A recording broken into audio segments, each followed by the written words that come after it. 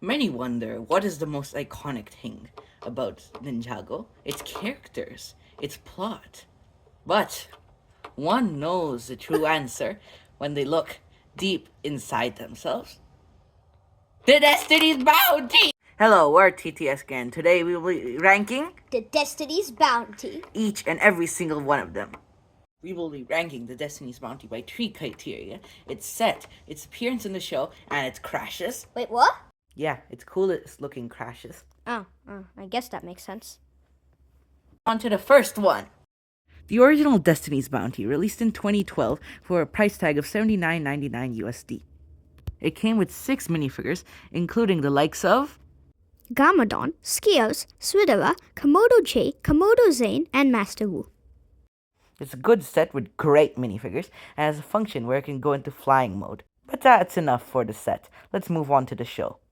The Destiny's Bounty has this gorgeous design in the show. It has the iconic dragon head, thrusters, sayers, and flags in the back. The Destiny's Bounty is so fast it can outrun the mailman himself. Except the giant snake, of course, but we'll get back to that later. Its color scheme encompasses a variety of colors: red, maroon, black, and of course gold. We'd give its on-screen design an 8 out of 10. Now on to the crashes. The first crash chronologically was when this idiot steered the ship into a rock and crashed it, until the ninja found it in the desert and repaired it. Its next crash is when it's literally snapped into pieces by the Great Devourer. An honorable mention is when Dr. Jurian steers the ship in between Royd and the Overlord, so the Overlord doesn't blow Royd up. Alright, the set is 5 out of 10, show 8 out of 10, and crashes 10 out of 10. But that's all for 2012. Now we'll move on to the next bounty. The Bounty 2015! Yay! The final flight of the Destiny's Bounty, released in 2015 and retailed for $119. It came with 9 minifigures and changed up the color scheme, incorporating olive green into it. The minifigures include Moro, Master Wu, Kor, Nia, Royd, and some random ghosts. I know we brutally insulted the stick earlier, but I like it. And the double engine is cool. I wish more bounties did that. The only thing I don't like is the olive green on its thrusters and the roof. It just looks weird. At least to me. I'd rate the set a 7 out of 10. Now on to the show. New thruster design was carried over to the show, albeit it worked a little differently. For some reason, the stick was removed in Season 4, but was later added in Season 5. Personally, I think the show didn't do a good job incorporating the dragon head from the set, as it always looked a little weird to me. It was too long and the mouth was too down. This design stayed until Season 7. I give its show design a 6 out of 10. Let's see its crashes, shall we? First, Moro brought it down with his ghost dragon. I'd give it an 8 out of 10. Then the Vermilion Warriors brought it down using this thing. You could say that was the scariest bounty, right? Huh? Hello? Hello? On to the next one. Okay. The Ninjago movie Destiny's Bounty, released in 2017 and retailed for $199.99. It came with 7 minifigures, including All the Ninja and Master Wu. Color scheme was switched up with more brown introduced into the color, and instead 2 dragon heads were added with 3 sails. It was given much more bulk and much smaller thrusters. I'd give its design a 9 out of 10. The thrusters are just too small. The show carried over its design and made the sails fold down instead of up like the other bounties. Like the previous bounties, the cockpit was left open and the steering wheel was outside the cockpit. We rank its design an 8 out of 10. This bounty has arguably the best crashes of all. Its first crash is when Pixel throws her sword into it and it lands right in Primeval's eye. The Oni Titan grabs it and like a toy crushes it in literally no time while Lloyd is watching. It is then transported to the first realm, where the dragon hunters turn it into a bunch of small tiny speedsters. For crashes, the bounty receives a 10 out of 10, but disappointing how many times it appeared. Yep. Anyway, on to the next one! The next one is by far the best bounty to ever walk the planet. Walk? Sail the planet. Oh, guess that's me. Please welcome the 2020 bounty! The Legacy Bounty released in 2020 with a price tag of $127.99. It once again came with 7 minifigures, including all the Ninja and Masaru, and of course, Tiny Lloyd. It was supposed to be a remake of the original Bounty and had a better color scheme with tan added.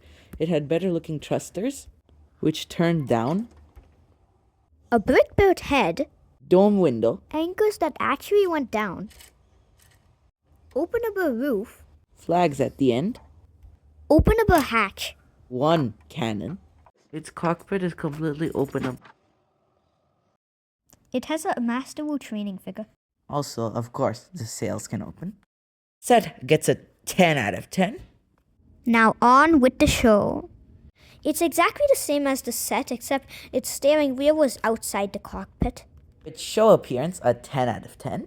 Its first crash was when Wojira shot it out of the sky. Just like Wojira, the Overlord blasts it out of the sky, but this time it splits in two and crashes in 2 different places. Wow, that's a record. I don't think it's crashed in 2 different places at once before. The next crash is when these dragons set it on fire and it crashes in some mountains. The crashes are a 7 out of 10. 3 years later, we move on to the next bounty. The Dragons Rising 2023 bounty. Without the dragon head. Unless you count this thing, the bounty doesn't have a dragon head. Destiny's Bounty Race Against Time released in 2023 and came with 7 minifigures. Again. Baby Ryu, Kai, Aaron, Idiot Raptor, Sora, Master Wu, and Royd. It changed the color scheme more than other bounties, adding teal and yellow into the mix. Unlike the previous bounty, its thrusters have to be moved down one by one. Removable roof and cockpit. An accessible interior. With sails that forward up. For the first time in a set, its steering wheel was outside the cockpit. We give the set a 7 out of 10. In the show, the bounty was much, much wider. But otherwise, every single detail was exactly the same. Now, let's move on to the crashes. In Season 1, Aaron absolutely obliterates the engine by throwing a plate into it, Making it crash in the water and for the first time in a long time, actually being used as a boat. The crash is a 4 out of 10. In Season 2, this person whose name I can't quite remember shoots it down with her magic lightning bolts of doom. It falls in a canyon, precariously balances on a cliff, and then plummets to its doom. Awesome crash. 9 out of 10. Side note, did anyone else notice that Sora and Wildfire were sad about the bounty crashing, but Kai was just like, meh. That is every single bounty ranked. Shout out to Four Corners who made this video about every single bounty crash. Please like, subscribe, do all that nonsense. We'll see you very, very soon. Goodbye. And that is every single Destiny. You're What? blurry. Let's start that. That is every single bounty ranked. What do I say again? Who knows? Removable Removable- roof and cockpit. With sails that forward up. With a fully functioning interior. And for the first time in a set, its cockpit was actually outside. Oh, I had such a normal day flying the bounty. I'm just cruising down the hatches. There It's she going comes. down! Oh no! Ah, the bounty's going down!